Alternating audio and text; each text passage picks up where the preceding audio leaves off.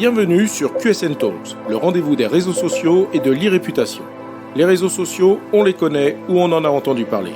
On sait les utiliser ou on cherche leur intérêt. Mais une chose est sûre, on ne peut plus passer à côté.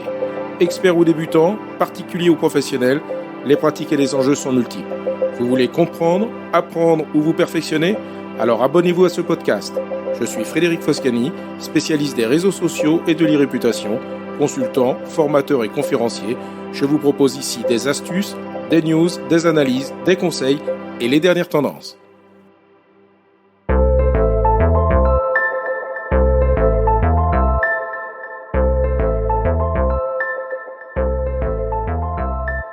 Bonjour, aujourd'hui dans QSN Talks, je vais aborder le principe des avis sur Internet, de leur impact sur l'e-réputation d'une marque ou d'une entreprise et les recommandations pour une bonne utilisation afin de contribuer à une bonne gestion de son e-réputation. Tout d'abord, rappelons ce que signifie le concept de e-réputation. L'e-réputation est en fait la perception que l'on se fait d'une marque ou d'une entreprise de ses produits ou services à partir de l'ensemble des données diffusées sur Internet à son sujet. Cette perception est basée sur différents types de données. Les données dites maîtrisées, c'est-à-dire celles dont l'entreprise est à l'origine, elle peut agir sur ces données puisqu'elle fait le choix des données diffusées publiquement. Puis, il y a les données non maîtrisées, c'est-à-dire celles dont l'entreprise n'est pas à l'origine. L'entreprise aura peu ou pas de moyens d'action sur ces données et ne sera pas en mesure de les maîtriser. Mais en revanche, elle pourra et aura tout intérêt à tenter de les gérer. Ces données tierces peuvent provenir de sources multiples et s'exprimer sur de nombreux leviers.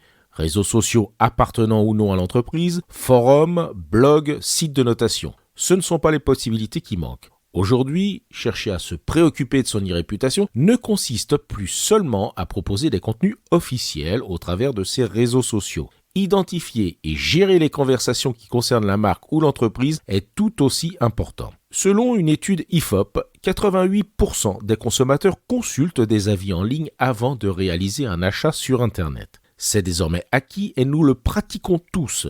Pour prendre une décision d'achat, choisir une nouvelle assurance ou une banque, choisir un hôtel, une location, un Airbnb, mais également un médecin, un établissement de santé ou avant de répondre à une offre d'emploi et j'en passe. Notre premier réflexe consiste à chercher l'avis de nos pairs, ceux qui ont vécu l'expérience que l'on s'apprête à vivre. Ce réflexe que nous avons tous au moins effectué une fois, et ne dites pas le contraire, repose sur un principe popularisé par le psychologue Robert Cialdini dans son ouvrage « Influence, la psychologie de la persuasion ». Édité en France sous le titre « Influence et manipulation ». Cet ouvrage est articulé autour de 6 principes fondateurs, dont celui dit de la preuve sociale. Au travers de ce concept de preuve sociale, Cialdini explique qu'un individu reproduit le comportement du plus grand nombre, s'appuyant sur l'hypothèse que si beaucoup le font, alors c'est que c'est une bonne chose. Par exemple, un restaurant bondé serait un meilleur restaurant qu'un restaurant désert. Les avis doivent donc être considérés comme un levier de confiance et de réassurance.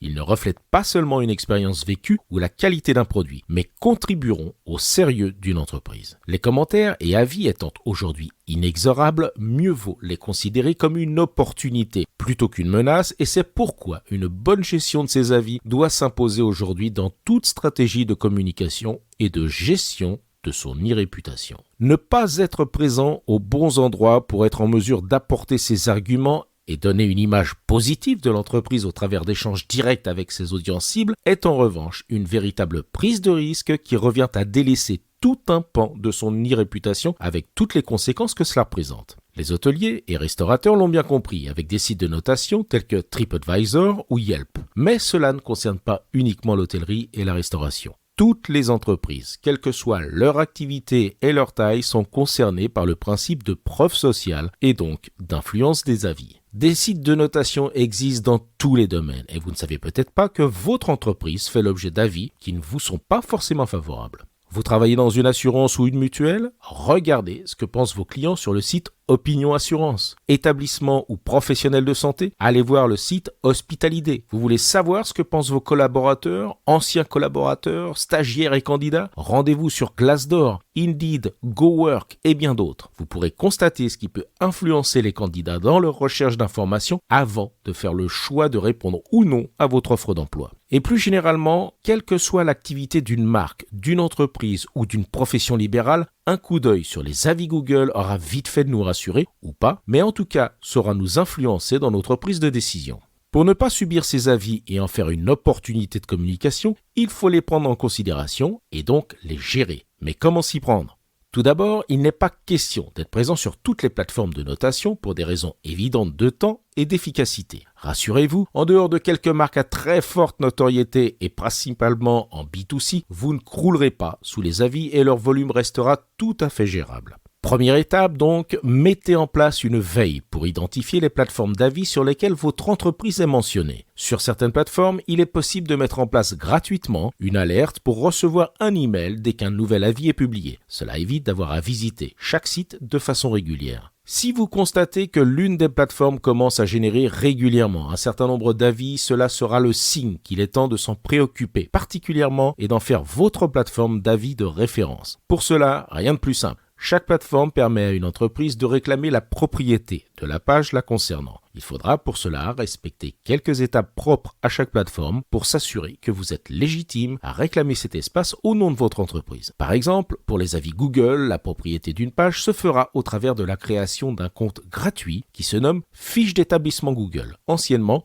Google My Business. En obtenant la propriété d'une page sur un site d'avis, vous créez ainsi un compte officiel qui vous permettra de mettre à jour la fiche d'identité de l'établissement, mais également d'y ajouter bien souvent des contenus tels que des photos, des vidéos ou encore de publier des posts comme c'est le cas sur la fiche d'établissement Google. Et bien sûr, vous serez en mesure de gérer les avis en y apportant vos réponses. Sachez aussi que vous ne pourrez pas supprimer d'avis directement. La suppression d'avis doit faire l'objet d'une demande auprès de la plateforme concernée qui décidera si effectivement l'avis en question enfreint sa charte de comportement, justifiant ainsi sa suppression. C'est la plateforme elle-même qui se chargera alors de supprimer le commentaire indésirable. Généralement, la suppression se justifie lorsque les propos sont insultants ou diffamatoires. Une simple critique ou insatisfaction ne justifiera pas sa suppression. Les règles de modération sont propres à chaque plateforme et accessibles à tous. Bien sûr, il faudra répondre aux avis critiques, mais il ne faudra pas pour autant négliger les avis positifs. Et il y en aura forcément. Vous avez besoin de ces avis positifs et il faudra savoir les valoriser. Car n'oubliez pas une chose, tout le monde est critiquable. Et il y aura forcément des critiques. Mais tout ne sera pas uniquement négatif et vous avez besoin de ces avis spontanément positifs. Il faudra donc les encourager et les valoriser.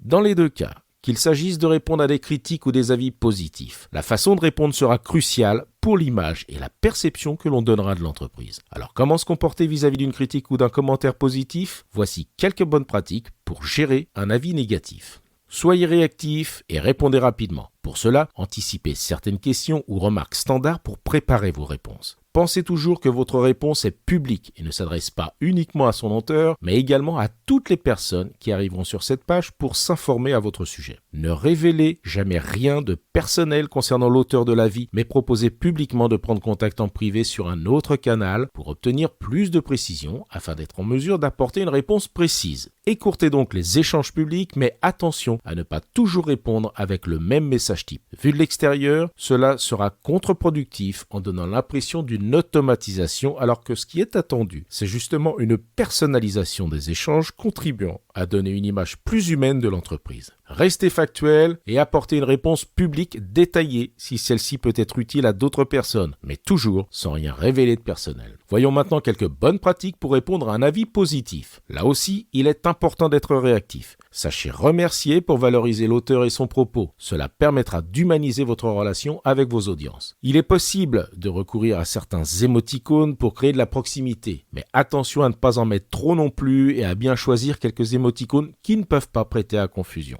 De façon générale, qu'il s'agisse de répondre à une question, une critique ou un commentaire positif, rappelez-vous que ce n'est pas vous qui répondez, mais l'entreprise. Définissez en conséquence une charte de rédaction, notamment sur le ton adopté qui doit refléter l'image que l'entreprise veut donner d'elle-même et ne pas dépendre de la façon dont s'exprime la personne qui intervient à ce moment-là pour le compte de l'entreprise. En conclusion, que l'on soit dans un modèle B2B ou B2C, qu'il s'agisse de relations clients ou de gérer sa marque employeur, la réputation d'une marque ou d'une entreprise dépend de plus en plus des avis. Pour être efficace, toute stratégie de communication doit prendre en compte les différents canaux offline et online et à ce titre, la gestion des avis déposés sur les réseaux sociaux de l'entreprise et sur les plateformes de notation doit impérativement faire partie intégrante du plan d'action et des moyens à mettre en œuvre. On ne peut plus se permettre de subir en délaissant des leviers qui ont prouvé leur influence et qu'il convient désormais de saisir comme une opportunité pour apporter ses arguments et améliorer la perception que l'entreprise souhaite donner d'elle-même.